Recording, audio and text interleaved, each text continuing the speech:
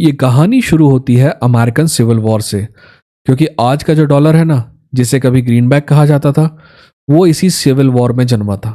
Greenback यानी वो currency जो यूनियन की तरफ से जारी हुई थी। अमेरिकन सिविल वॉर के दौरान अमेरिका दो हिस्सों में बटा हुआ था, यूनियन और साउथ। तो यूनियन सरकार को अपने युद्ध के खर्चे पूरे करने थे, तो उन्होंने बिना किसी सोने के बैकअप के नोट छाप दिए, और वही नोट जो है वो ग्रीनबैक कहलाए। ये बात अलग है कि वॉर खत्म होने के बाद वापस से उन्हें गोल्ड स्टैंडर्ड से जोड़ दिया गया। आज आप जो कहते हैं ना कि money is green, money is power, हरी पत्ती वगैरह, ये सब उसी ग्रीनबैक की वजह से आया है। क्योंकि आपने तो अपने नोट ज़्यादा हरे देखे नहीं है, फिर भी इसको हरी पत्ती क्यों कहते हैं? क्योंकि वो ग्रीनबैक से इसका नाम जन्मा। इन सब का कनेक्शन है उसी पुराने ग्रीनबैक से। वो डॉलर जो आपके देश की अर्थव्यवस्था को घुमा रहा है वो भी यहीं से आया। उस डॉलर की जड़ें एक खून से लथपथ सिविल वॉर में पाई जाती हैं, और उसी दौर में अमेरिका ने फेडरल इनकम टैक्स भी लगाया था पहली बार। उससे पहले अमेरिकी नागरिक पर कोई इनकम टैक्स नहीं होता था। और अगर आप मुझसे पूछे ना, तो मैं ये मानता हूँ कि किसी भी इंसान पे इनकम टैक्स होना ही नहीं चाहिए।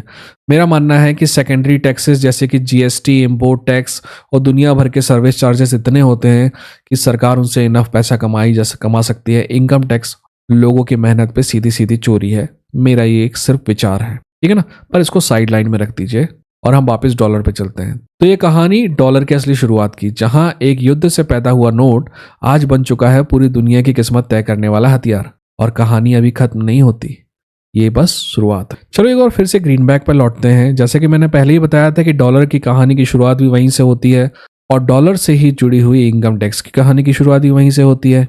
आपको याद रखना चाहिए कि सिविल वॉर के कुछ सालों के बाद अमेरिका ने इनकम टैक्स लेना वापस से बंद कर दिया, लेकिन फिर 1913 में उन्होंने इनकम टैक्स को परमानेंट बना दिया। आप आगे चल के देखेंगे कि ये सारे तार एक दूसरे से कैसे जुड़ते हैं। आप समझ रहे हैं, युद्ध के समय टैक्स लगाया गया, युद्ध खत्म हुआ तो टैक्स को हटा दिया गया। कारण युद्ध टैक्स को एक इमरजेंसी स्टेप माना गया था, और बाद में जब इस टैक्स को परमानेंट कर दिया गया, इसका मतलब इनकम टैक्स सिस्टम का हिस्सा बन गया। और डॉलर जो कि एक वॉर करेंसी के रूप में शुरू हुआ था, अब बनने जा रहा था पूरी दुनिया का केंद्र। अब आप समझ रहे हैं कि कैसे वो ग्रीनबैक डॉलर बना, कैसे डॉलर दुनिया को डोमिनेट करने लगा, और आगे चल के यही जो डॉलर था ना, वो पूरी दुनिया की रिजर्व करेंसी बना।